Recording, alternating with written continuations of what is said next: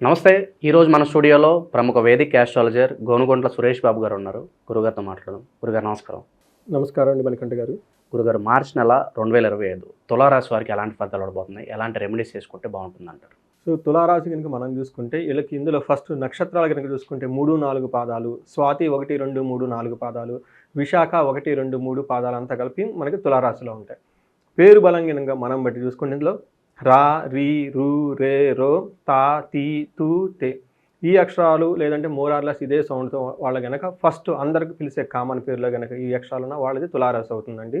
ఈ యొక్క రాశి వాళ్ళకి గ్రహస్థితిని కనుక బట్టి మనం చూసుకుంటే సూర్యుడు కనుక వీళ్ళకి మీనరాశిలో ఉన్నారంటే బుధు శుక్రుడు కూడా రాహుతో కలిపి ఆల్రెడీ వీళ్ళకి వాళ్ళకి మీనరాశిలోనే ఉన్నారండి. ప్లస్ వీళ్ళకి మోస్ట్ ఇంపార్టెంట్ కుజుడు కూడా మిథున రాశిలో ఉన్నారండి. ఈ యొక్క గ్రహస్థితిని బట్టి కనుక మనం చూసుకుంటే తులారాశి వాళ్ళకి ఎలా ఉంటుందంటే వీళ్ళకి ఆ పేరులోనే తులా ఉన్నట్లు బ్యాలెన్సింగ్గా ఉంటుందండి. అంత పెద్ద ఇబ్బంది పెట్టే పరిస్థితి ఏమి ఉండదు. అలా అని కొంచెం విపరీతంగా గ్రోత్ ఉండే అవకాశం, కొన్ని గుడ్ రిజల్ట్స్, కొన్ని బ్యాడ్ రిజల్ట్స్ అనుకోవచ్చా? అనుకోవచ్చు. బట్ ఏది కూడా వాళ్ళ ఎక్స్పీరియన్స్ ఒక తటస్థంగా నార్మల్గా ఉంటుంది. మంచి చెడు అనేది ఏం లేదు. చెడు జరగాల్సిన పనులు చెడు జరగవు, మంచి చేయాల్సిన కూడా మంచి జరగట్లేదు. అందుకని ఒక తటస్థంగా ఉండే అవకాశం చాలా ఎక్కువగా ఉందన్నమాట. వీళ్ళకి సూర్యుడు మారకముందు ఏమంటారంటే మనోరుజం. యాక్చువల్ అప్పటిదాకా వాళ్ళు ఏమైనా దుఃఖం పడే పరిస్థితులు ఉంటే వాటి నుంచి ఉపశమనం వస్తుంది. అంతేకాకుండా సూర్యుడు మారిన తర్వాత ఏముంటుందంటే వీళ్ళకి శత్రువులు అంతకుముందే ఎవరైనా కనుక ఉండి వెళ్ళిపోయి ఇబ్బంది పెట్టే పరిస్థితులు ఏమైనా ఉంటే అట్లాంటి వాళ్ళ యొక్క శత్రుత్వం కంటిన్యూ అయ్యే అవకాశం ఎక్కువగా ఉంటుంది. అంతేకాకుండా వీళ్ళకి హెల్త్ పరంగా బాగుంటారు. అట్లానే కొన్ని విషయాలు వీళ్ళకి రావాల్సిన సక్సెస్ రాకుండా కొంచెం దూరం అయ్యే అవకాశం ఎక్కువగా ఉంటుంది. కొంచెం ట్రబుల్స్, విపత్తులు అంటారు కదా, అట్లా వీళ్ళకి ఏమైనా జరిగే అవకాశం ఎక్కువగా ఉంటుంది శుక్రుడు వల్ల. అంటే ఒక రకంగా చూడాలంటే వీళ్ళకి మంచి జరగాల్సినవి మంచి జరగటం లేదు, చెడు జరగాల్సినవి కూడా చెడు జరగట్లేదు. ఒక రకంగా చూసుకుంటే మామూలుగా నార్మల్గా తటస్థంగా ఉంది అని ఒక సాధారణంగా ఉందని మనం చెప్పుకోవచ్చు.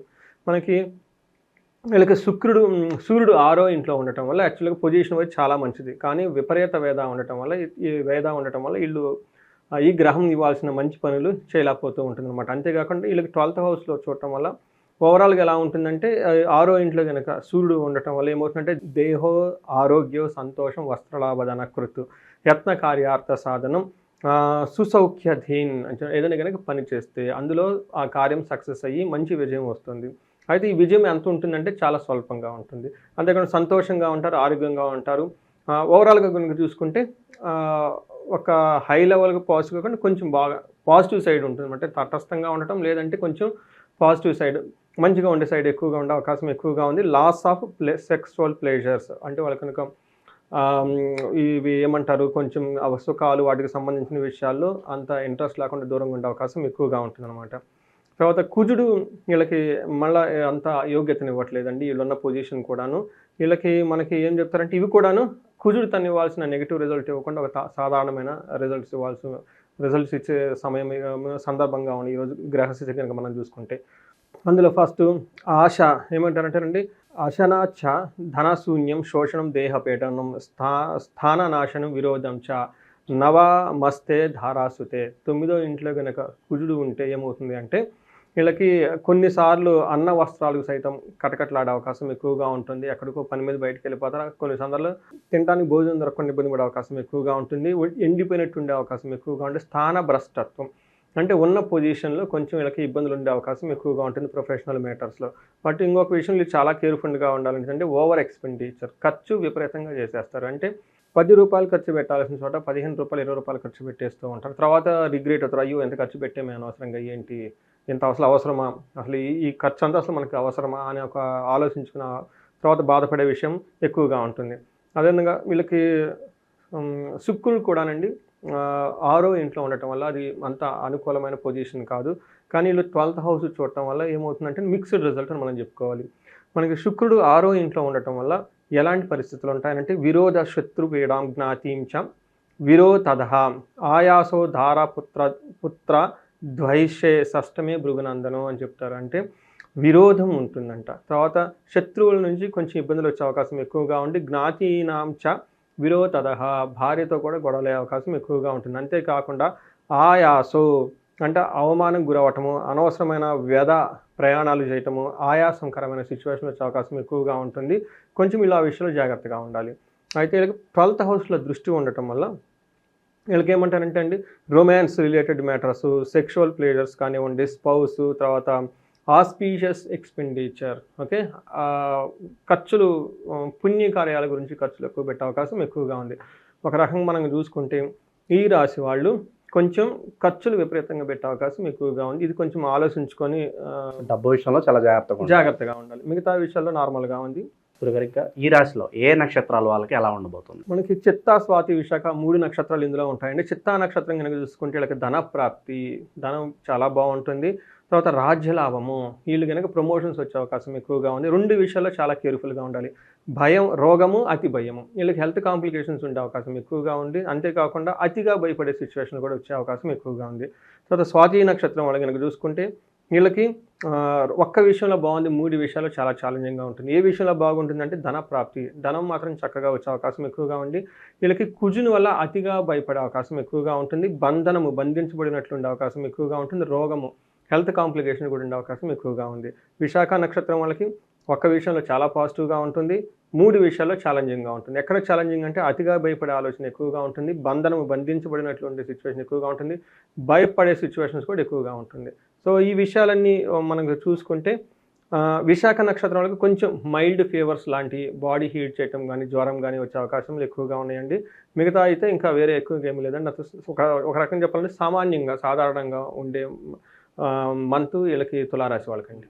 గురుగారు, ఇంకా మెరుగైన ఫలితాలు పొందడానికి మంచి రెమెడీస్ ఏమైనా ఉంటే తెలియజేయండి తులారాశి వారి కోసం. వీళ్ళకి ధన ప్రాప్తి చక్కగా వచ్చే అవకాశం ఎక్కువగా ఉంది. గ్రహాలు సపోర్ట్ చేస్తున్నాయి.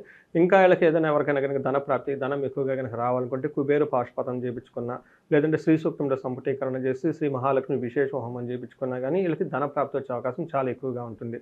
అంతేకాకుండా వీళ్ళకి రాజ్య లాభము, కొంతమంది ఖచ్చితంగా రాజ్య లాభం వచ్చే అవకాశం ఎక్కువగా ఉంది. ప్రమోషన్స్ వచ్చే అవకాశం ఎక్కువగా ఉంది. తర్వాత మనకి కొంతమంది సీనియర్ లెవెల్ మేనేజర్స్ ఉంటారు. లేదా మనకి రాజ్య లాభం అంటే ఏ విధంగా తీసుకోవచ్చు గురుగారు ఇక్కడ? కరెక్ట్గా మంచి క్వశ్చన్ అడిగారండి. ఇది రాజ్య లాభం, రాజ్యాలు ఏమి లేవు, చూసిన వాళ్ళకి కొంత అనుమానం ఉంటుంది. కరెక్ట్ అండి. అంటే రాజ్యలక్ష్మి అంటారండి. రాజ్యలక్ష్మి ఎలా వస్తుందంటే రెస్పాన్సిబిలిటీ తీసుకుంటే రాజ్యలక్ష్మి వస్తుందండి.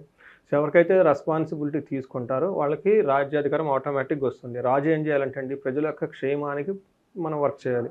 పొలిటీషియన్లు అట్లానే ఒక మేనేజర్ ఏం చేయాలి, వాళ్ళ ఎంప్లాయీస్ గురించి ఒక రెస్పాన్సిబిలిటీ, కంపెనీకి వాళ్ళ ఉండే టార్గెట్స్, అచీవ్మెంట్స్, ఆబ్జెక్షన్ చేయడానికి ఇంకొక ఇలా ఎక్కువ రెస్పాన్సిబిలిటీస్ ఎవరైతే తీసుకుంటారో వాళ్ళకి అధికారం కూడా ఎక్కువ వస్తుందండి. అథారిటీ అండ్ రెస్పాన్సిబిలిటీ అని సైడ్ బై సైడ్ అంటారు.